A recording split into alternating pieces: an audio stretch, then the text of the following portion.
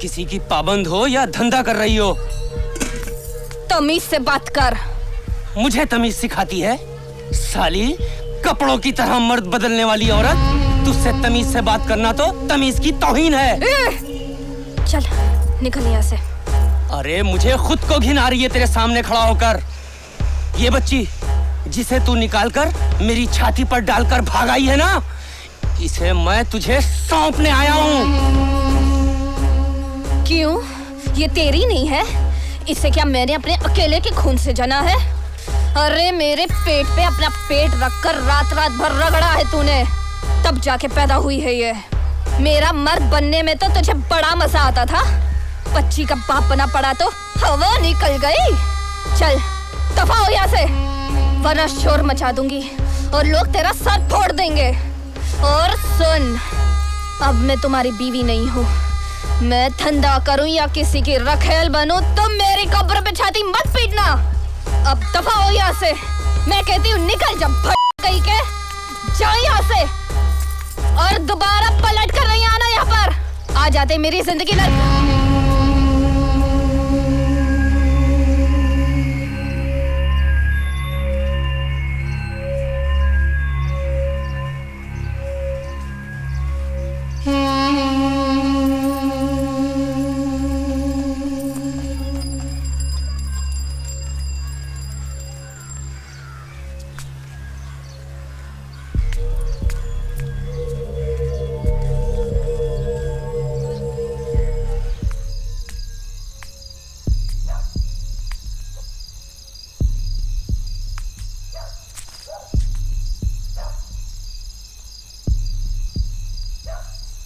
आजा बेटा, अंदर आ जाओ।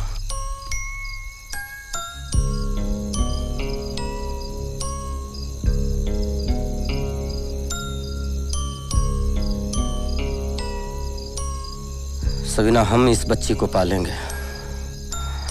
आज से इसके अब्बू और अम्मी हम ही दोनों हैं।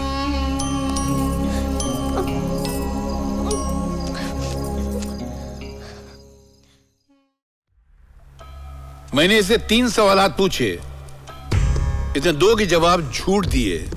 इसका मतलब ये औरत 2/3 झूठी है। योर ऑनर, जब कोई मर्द बिगड़ता है तो समाज का सिर्फ एक फर्द बिगड़ता है, लेकिन जब कोई औरत बिगड़ती है तो पूरा समाज बिगड़ जाता है, क्योंकि औरतों को भगवान ने नस्लों का अमानतदार बनाया है। जब औरत बिगड़ती है तो नस्लें बिगड़ जाती हैं, और ये भी एक बिगड़ी हुई औरत है। इसने अपने पहले शौहर से तलाक लिए बगैर दूसरी शादी की, जिसकी इजाजत न दुनिया का कोई कानून देता है, न मजहब देता है, न समाज देता है। सागर हुसैन ने अपनी बेटियों के साथ बलात्कार किया या नहीं किया वो मैं नहीं जानता, लेकिन इतना जानता हूं कि ये औरत पिछले 20 साल से लगातार सागर हुसैन के साथ बलात्कार कर रही है। आपको बलात्कार के बारे में पहली बार कब पता चला? पहले दिन ही, 8 साल पहले, जब रात में मेरी आंख खुली।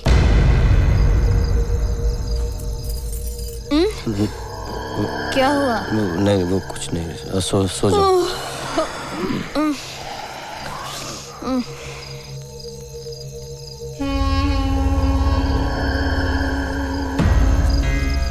अनु, अनु,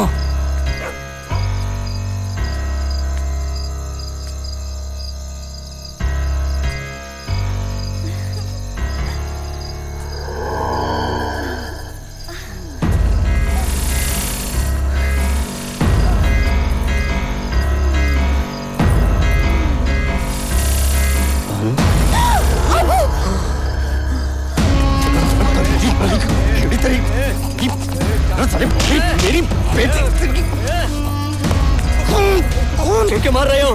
मैंने क्या किया है? वो मेरे पास मुफ्त में नहीं आती है, पैसे लेती है, रोकड़ा लेती है, और जितने पैसे मैं उसको देता हूँ उतने पैसे में कहीं भी जाकर सो सकता हूँ।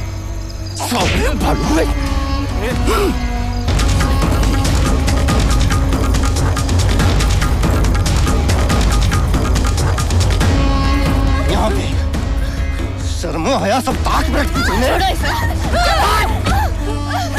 हुआ क्या है? इससे पूछे रिक्शा वाले के साथ क्या कर रही थी? क्या कर रही थी? निर्लज्ज। क्या कर रही थी? रिक्शा वाले से प्यार करती है बानो। यही गाड़ी वाले, ये रिक्शा वाले, ये तुम जैसे जरी वाले के घर ही जाएगी ये। अरे बानो के लिए मैंने खुद वो रिक्शा वाले को चुना है। खुद का रिक्शा है, खोली है, जुबान हो गई है ये। तुम तो ना इनको खाना दे पाए, ना इनका बदन ढक सके। भिखारियों को गैरतमंद का ढोंग नहीं करना चाहिए। हंसते हैं लोग, मजाक उड़ाते हैं। चल बानो। बानो के साथ सागर हुसैन ने नहीं, रिक्शा ड्राइवर जाफर ने मुंह काला किया था। ये मुआ मर्दू तो मेरी बच्ची को कब्र में भी सोने नहीं देगा। अरे अब तो मर चुकी है, बख्श दो उसे, बख्श दो। मेरी मरी हुई बच्ची पर क्या क्या इल्जामात लगा रहे हैं, क्या क्या इल्जामात। अरे ये जमीन क्यों नहीं फटती, आसमान क्यों नहीं गिर पड़ता? या अल्लाह, तुझे उठा क्यों नहीं लेता ताकि पाप कटे?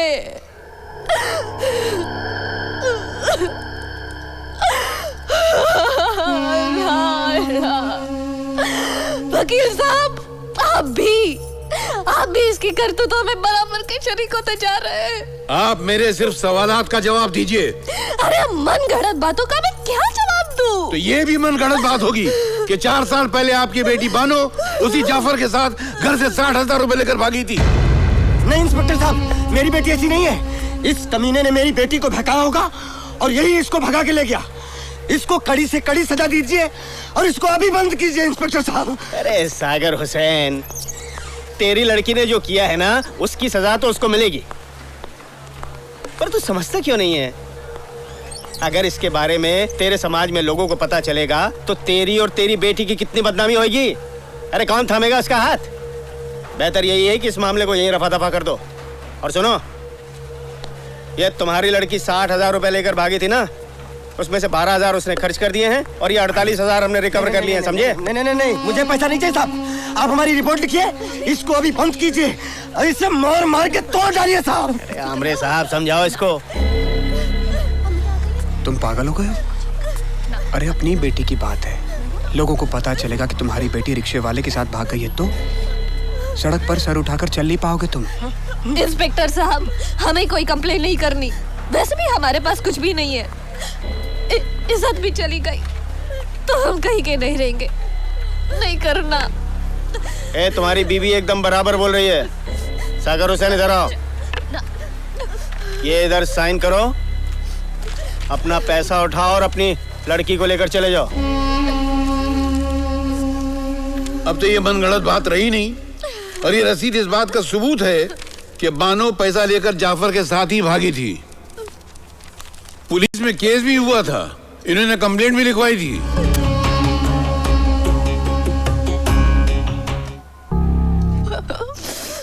अब तो बानो मर चुकी है, मैं उसकी मिट्टी खराब नहीं करना चाहती। अरे वो जहाँ है अच्छी जगह है, हम भोग रहे हैं। मैं उसे रुस्वा नहीं करना चाहती। अरे आप खुद क्यों नहीं समझते कि वो घर से क्यों भागी होगी? यही बात तो हमारी समझ में नहीं आ रही है कि वो घर से भागी क्यों थी। इसी हरामी बाप की वजह से इसने ही बानो को इंतहाई कदम उठाने पर मजबूर किया था। शादी नहीं करवाता था क्योंकि खुद के इस्तेमाल में ला रहा था। अरे वो बेचारी भागती नहीं तो क्या करती? एक बात बताइए सबीना बेगम, जब आपने पुलिस में कंप्लेंट लिखवाई थी तो ये भी लिखवा दिया था कि यह हरामी बाप के गंदे करतूतों से तंग आकर बानो घर से भाग गई थी? मिस्टर बिश्नोई, सबीना बेगम एक सीधी सादी हाउसवाइफ है, आपकी तरह वकील नहीं है जो कानून की बारीकियों को समझ सके। हाँ, माना कि उस वक्त इन्होंने अपने बयान में सागर हुसैन के बलात्कार का जिक्र ना करके बहुत भारी गलती की है, बट यू अंडरस्टैंड कि आज भी ये वही जुर्म है जो होता ज्यादा है लेकिन उसकी रिपोर्टिंग बहुत कम की जाती है। कभी खानदान की इज्जत बचाने की वजह से, कभी डर की वजह से। लेकिन इसका यह मतलब नहीं कि in this particular case has not taken place, has taken place. और जुर्म की संगीनी अपनी जगह मौजूद है। इसलिए मेरी आपसे इल्तिजा है मिस्टर बिश्नोई, क्या आप टू द पॉइंट जरा कीजिए ना। सबीना जी, आपकी लड़कियां बार में डांस करती हैं? बार में डांस करती हो, शर्म नहीं आती तुम्हें? तो क्या हुआ? पैसा मिलता है, इतनी बड़ी हो गई, क्या दिया आप? न पेट पर रोटी, न बदन पर कपड़ा। क्या दिया? क्या दिया? बदन भर कपड़ों के लिए अधनंगी होकर बार में डांस करती हो। अपने बाप की इज्जत की कतई परवाह नहीं तुम्हें। कौन सी इज्जत? किस इज्जत के ढोल पीट रहे हो तुम? अगर ये नाच गाकर 4 पैसे ना कमाए तो ये तीनों नंगी घूमे। पहले इज्जत से जीने का जुगाड़ करो, फिर इज्जत से रहने की नसीहत दो। अभी तक तो इन्होंने कुछ खाया भी नहीं होगा। चल बेटा, खाना खाते चल। आजा, आज मैंने तुम्हारी मनपसंद सेवइयां बनाई है। क्यों वकील साहब, बार डांसर होना बुरी बात है या गैर कानूनी? अरे आप पर भी अगर 2 वक्त का फाका गुजरता तो आप ये सवाल नहीं करते। आप भी अगर पल पल तिल तिल के लिए तरसते तो ये सवाल नहीं करते। सबीना बेगम, आप शायद गलतफहमी का शिकार हैं। अपना बचपन भी तंगदस्ती, मुफलिसी और महरूमियों का शिकार हुआ है। एक खंडर जैसी बिल्डिंग में ग्राउंड फ्लोर पर 150 स्क्वायर फुट के कमरे में माँ बाप और 4 बहन भाइयों के साथ रहते थे हम लोग। वालिद म्युनिसिपल कॉरपोरेशन में एक मामूली से क्लार्क थे, ऊपर की आमदनी में यकीन नहीं रखते थे। इतनी उनको तनख्वाह मिलती थी जिसमें घर चलाना ऐसे था जैसे छोटे से रुमाल से पूरा तन ढांकने की नाकाम कोशिश करना। घर की बिजली अक्सर कटी रहती थी, घर में रोशनी नहीं होती थी। वो तो ऊपर वाले की मेहरबानी थी कि स्ट्रीट लाइट की रोशनी घर में आती थी, उसमें हमने पढ़ाई पूरी की है। और ये भी नहीं किया कि कॉलेज के ज़माने में गली के नुक्कड़ पे किसी मटके के अड्डे पे जाके नौकरियां की और चिट्ठियां फाड़ते रहे और पैसे कमाते रहे। मैडम, इंसान को ऐसा काम करना चाहिए जिसमें अपनी इज्जत और आबरू बरकरार रहे। समाज का हर कमजोर, हर गरीब आपको देखकर सबक ले, मुफलिसी के आगे घुटने न टेक दे, तंग आकर गंदे काम न शुरू कर दे। पैसा मिल चुका है, वहाँ पैसा मत मांगना।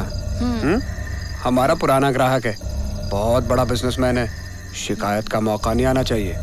और अगर रात को रुकने के लिए कहे तो रुक जाना, ठीक है? ड्राइवर ले जाओ। चलो।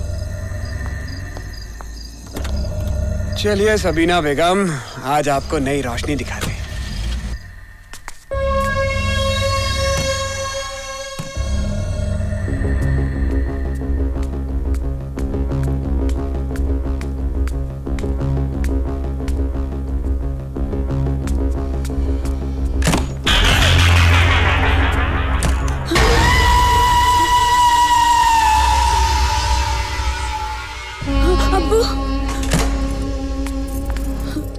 सर पर दुपट्टा डाल और चुपचाप चल मेरे साथ। किसी की तरफ देखना नहीं और किसी से कुछ बोलना नहीं। अरे सुन, तेरा काम हो गया हो तो मेरे पास छोड़ के जा, मेरा काम भी हो जाएगा।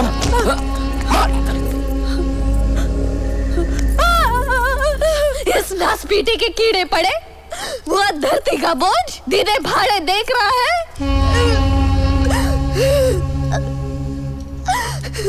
मरता भी तो नहीं है।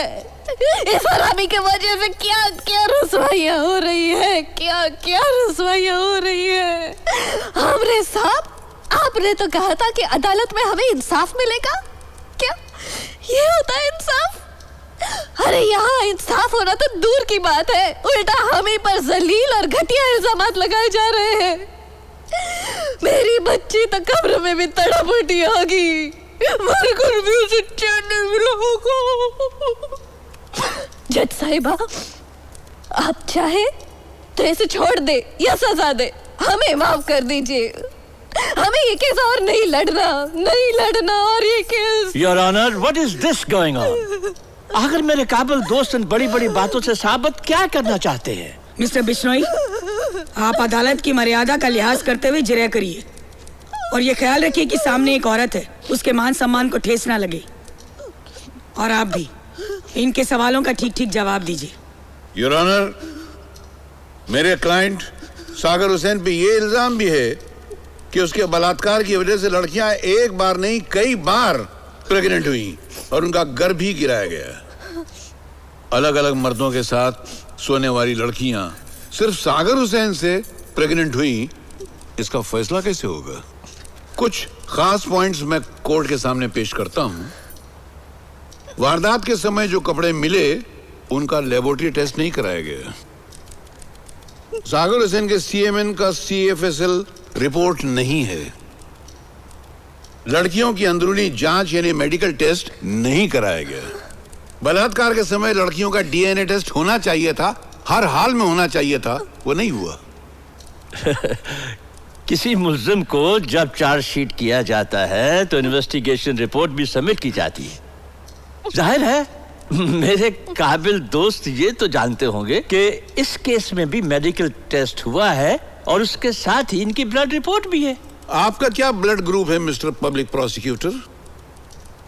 मिस्टर बिश्नोई, आप फिर इस केस से दूर होते जा रहे हैं। अरे मेरे एक सीधे से सवाल से आप बिदक क्यों रहे हैं, बताइए ना। Well, it is AB positive. Your honour, यही ब्लड ग्रुप सागर हुसैन का भी है और हजारों लाखों लोगों का होगा। तो इससे यह कैसे साबित होगा कि ये जो बलात्कार है वो सागर हुसैन ने किया है? तो मिस्टर वर्मा, इस रिपोर्ट की बुनियाद पर तो हर AB पॉजिटिव वाले पर बलात्कार का चार्ज लगाया जा सकता है। अगर यहां किसी मेल या फीमेल की CFSL रिपोर्ट होती, मेडिकल रिपोर्ट होती, DNA रिपोर्ट होती और उसके सपोर्ट में ब्लड रिपोर्ट होती तो बात बनती। सिर्फ ब्लड रिपोर्ट से इतने बड़े चार्ज को एस्टैब्लिश करना कतई नामुमकिन है। But in this case it is very simple. Chargesheet को एस्टैब्लिश करने के लिए ब्लड रिपोर्ट ही काफी है, क्योंकि विक्टिम्स कोई और नहीं है बल्कि सागर हुसैन की सगी बेटियां हैं। मगर कानून की किताबों में यह कहां लिखा है कि सगे रिश्तेदार अगर इल्जाम लगाएं तो ये सब टेस्ट नहीं कराने चाहिए? इसके अलावा मरहूम बानो को डायरी लिखने की आदत थी। वो डायरी खुद ब खुद एक मजबूत एविडेंस है। उसकी 8 साल की डायरी मुकम्मल है। उस डायरी की CFSL रिपोर्ट है? डायरी के हैंडराइटिंग एक्सपर्ट की रिपोर्ट मौजूद है और उसने बयान दिया है कि वो हैंडराइटिंग मरहूम बानो का ही है। मगर वो रिपोर्ट ये साबित तो नहीं करती ना कि वो डायरी की इंक है, स्याही, वो एक रात में इस्तेमाल हुई थी या 8 साल में इस्तेमाल हुई थी। देखिए, मैं फिर दोहरा रहा हूं कि अगर ये 2 टेस्ट होते तब प्रोसिक्यूशन का केस मजबूत होता। लेकिन अगर आप मेरे एतराजात को संजीदगी से नहीं लेंगे और एक ही राग अलापते रहेंगे कि सगी बेटियों ने इल्जाम लगाया है, तो फिर मैं यही समझूंगा कि इस अदालत से मेरे क्लाइंट को इंसाफ नहीं मिलेगा। कोई बात नहीं, मगर आप यकीन रखिए कि इस अदालत में न सही, इससे ऊंची अदालत में वो साफ बरी हो जाएगा। योर ऑनर, मेरे काबिल दोस्त धमकी दे रहे हैं। Mister Bishnoi, behave yourself. आप अदालत को धमकी दे रहे हैं। I am sorry your honour, मैं फिर कहूंगा कि मेरे काबिल दोस्त खामखा अदालत का कीमती वक्त आया कर रहे हैं। यह सवाल खुद अपनी जगह बहुत बड़ा है और हर अदालत इस पर बहुत संजीदगी से गौर करेगी। क्या इस सवाल की अहमियत कम नहीं है कि सगी बेटियां अपने ही बाप पर क्यों ऐसा घिनौना इल्जाम लगाएंगी? मैं उसी तरफ आ रहा हूं मिस्टर वर्मा। ओके, अदालत आपका बयान गौर से सुनेंगी। शुक्रिया। 3 में से 2 बेटियां मां के बताए हुए गुमराही के रास्ते पर चल पड़ी थी और बाप को उसका पता भी चल गया था। अब सवाल था तीसरी बेटी रूबीना का, जो सियानी हो गई थी, बाप की लाडली थी मगर नाबालिग थी। मगर दौलत के लालच में अंधी मां ने दोनों हाथों से दौलत बटोरने के लिए रूबीना की नथ उतरवाई का सौदा एक बार के मोटे सेठ के साथ तय कर लिया था। नथ उतरवाई का मतलब समझते हैं ना आप? जी, आप खुद ही बता दीजिए ना, जो नहीं जानते वो भी जान जाएंगे। गर्म गोश्त यानी फ्लैश के धंधे में उतारने के लिए पहली बात जो सबसे बढ़कर बोली लगाता है या जो सबसे ज्यादा पैसे ऑफर करता है, पहली रात उस लड़की को उस मर्द के साथ सोना पड़ता है। इसको नथ उतरवाई कहते हैं। मगर उन लोगों की बदकिस्मती कि नस उतरवाई की इस बात का सागर हुसैन को पता चल गया। उसके अंदर एक जिम्मेदार बाप और एक फर्ज को पहचानने वाला बाप जाग गया। उसने हर हाल में अपनी बेटी को बचाने की कोशिश की। वो हर हाल में अपनी छोटी बेटी को बचाना चाहता था। इसके लिए सागर हुसैन ने एक कदम उठाया। नहीं अब्बू, अब्बू नहीं। अगर तुम लोगों ने मेरा कहना नहीं माना तो मैं तुम चारों के टुकड़े टुकड़े कर डालूंगा। कल सुबह मैं ये शहर छोड़ देना चाहता हूँ और तुम चारों मेरे साथ गांव चलोगी। गांव मैं जब तक आता हूँ तब तक कोई भी घर से बाहर नहीं निकलेगा। एक भी घर से बाहर निकला तो सीधा कटा मिलेगा बाहर।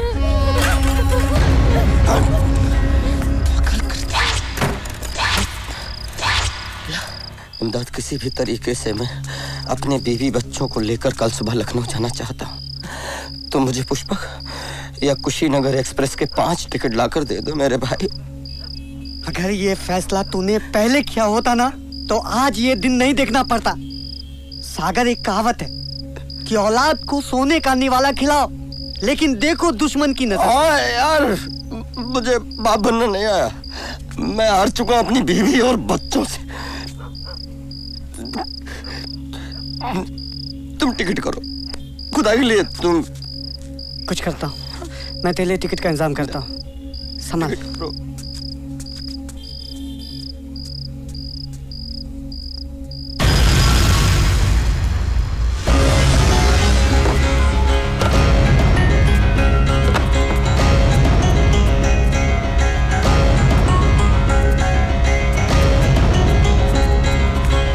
इस बार पर्सनल पार्टी में सिर्फ 11 आइटम। ओके ओके, भेज दूंगा। मेरे बीवी बच्चे कहाँ हैं? बता दो वरना मैं तुम्हें जान से मार दूंगा।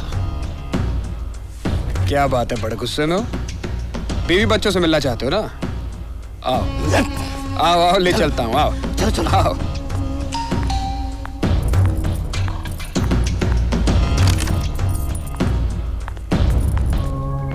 अरे रिफत, डर क्यों रही हो? अरे भाई, तुम्हारे अब्बू तुमसे मिलने आए हैं। आओ सागर आओ। अरे सबीना, देखो देखो कौन आया है। सागर आओ ना, आ जाओ। आओ आओ आओ, देखो।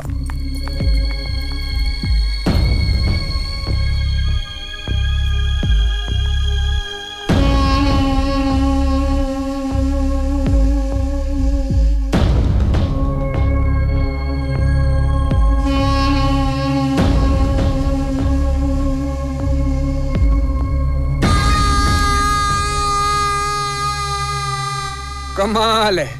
अरे भाई, कोई कुछ बोलेगा, पूछेगा भी? जाओ चाय और नाश्ता लेकर आओ। आओ सागर, बैठो। अरे बैठो ना, ये भी तुम्हारा अपना ही घर है। यकीन नहीं आ रहा? सबीना से पूछ लो। सबीना, बताओ इन्हें किसका घर है ये? हमारा। और अगर तुम चाहो तो ये तुम्हारा भी हो सकता है। मेरी बेटियों ने अपनी मेहनत और पसीने की कमाई से ये सब हासिल किया है। हाँ अब्बू, जितना ये सब अम्मी का है उतना ही आपका है। आपने ही तो बचपन से लेकर आज तक हम लोगों का पेट पालकर हमें जवानी बख्शी है। इसीलिए हमारी कमाई पर आपका भी बराबर का हक है।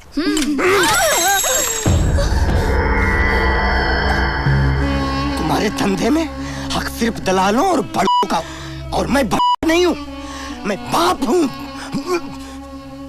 ये नहीं मानेगा। सागर हुसैन, तुम जैसे लोग बंद आंखों से सपना तो देखते हैं, पर जब वो सपना हकीकत बन जाता है तब तुम उस हकीकत को भी सपना समझकर अपनी आंखें बंद कर लेते हो। आंखें तो तूने बंद कर दी इनकी। अभी भी कहता हूँ सुधर जाओ, हकीकत को समझो, हकीकत को।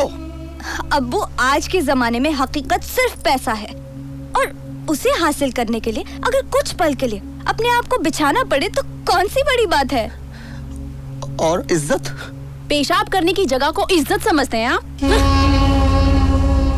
गलत सोचते हैं आप।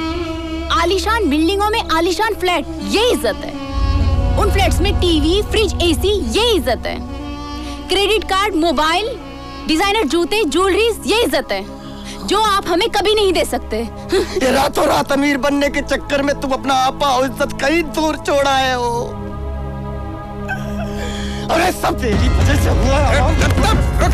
बाहर फेंको इसे और कल सुबह तक ये शहर छोड़ देना। तूने मेरे परिवार को बर्बाद कर दिया। अरे क्या करेगी? अरे साली तू क्या करेगी? सारी तरह बॉडी काट के तुझे कुत्ता बना खिलाऊं। सागर हुसैन तेरा नाम है ना? साला अपनी बेटियों करता है। चले गए चल चल चल चल। फिर वही हुआ जो होना चाहिए था। सागर हुसैन नहीं, एक बाप चुप हो गया। उसने अपने आप को तकदीर के हवाले कर दिया, क्योंकि सारे समाज की नफरत भरी निगाहें उसकी तरफ थीं, मगर समाज की हमदर्दियां उसकी बेटियों की तरफ थीं, और वो उन्हें समाजी तौर पर बेसहारा नहीं करना चाहता था।